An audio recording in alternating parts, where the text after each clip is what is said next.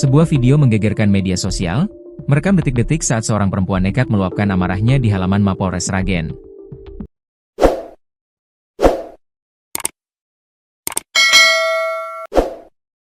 Aksinya yang menyiramkan bahan bakar minyak ke anggota polisi menjadi sorotan dan memicu pertanyaan besar. Apa yang sebenarnya terjadi di balik insiden ini? Semuanya bermula pada Selasa, 30 September 2025. Ulon mau anak buah kok. Iya, Pak Provos. Lah nggih pripun? Lah Andrian wingi anak kok DGJ. Kapan? Kapan? Ana screenshot-e kabeh. Kapan? Pundi? Ana screenshot-e kabeh. Pundi? Nek enten buktine monggo. Mrene ya. Mana? Pundi? Nek jenengan sakit membuktikan kalau itu memang kasih propam. Bukan kasih propam. Ini Andrian Niku sinten? Andrian itu di Bosek sini Yohan, Polres Sragen. Lah nggih sinten Andrian? Andi. Prompame mana? Tak obong tangkeme. Kasih propam niku. Tak obong tangkeme. Dan jenengan tuh propos. Lho iki. Johan iki yo ngaran aku DGJ. Enggak apa?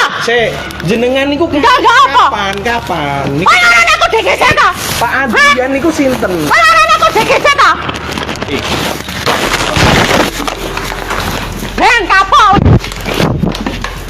Ben kapal. Seorang perempuan berhijab coklat yang menyebut dirinya Mbak Wulan membuat heboh dengan siaran langsungnya di media sosial. Dalam video yang diunggah akun Triwulandari, ia tampak berada di dalam mobil bersama anak-anaknya. Dengan gaya santai, Mbak Wulan menyapa penonton dan mengungkapkan niatnya. Mbak Wulan mau jalan-jalan dulu, kemana jalan-jalannya kejutan, pokoknya ditonton, pokoknya seru jalan-jalanku, pokoknya jangan sampai ketinggalan berita dengan berita liveku. Video yang telah ditonton puluhan ribu kali ini menjadi petunjuk awal. Tak lama setelah siaran langsung itu, Mbak Wulan tiba di Mapolres Sragen. Bersama 3 anaknya, ia turun dari mobil, membawa sebuah tas plastik hitam berisi botol, dan langsung masuk ke dalam gedung. Tujuannya adalah ruang Provos Polres Sragen. Di depan ruangan Provos, suasana mulai memanas. Mbak Wulan menanyakan keberadaan Kepala Propam. Namun, petugas menjawab bahwa pimpinan sedang tidak masuk karena sakit. Jawaban itu memicu ledakan emosinya. Yang bilang saya ODGJ izin tuh? Bilang saya ODGJ? Sama Mbak Provos mana? Takut? Aku nyalakan mulutnya. Mana? Mbaknya mana bagian Provos? Mbak-mbak yang bilang saya ODGJ mana?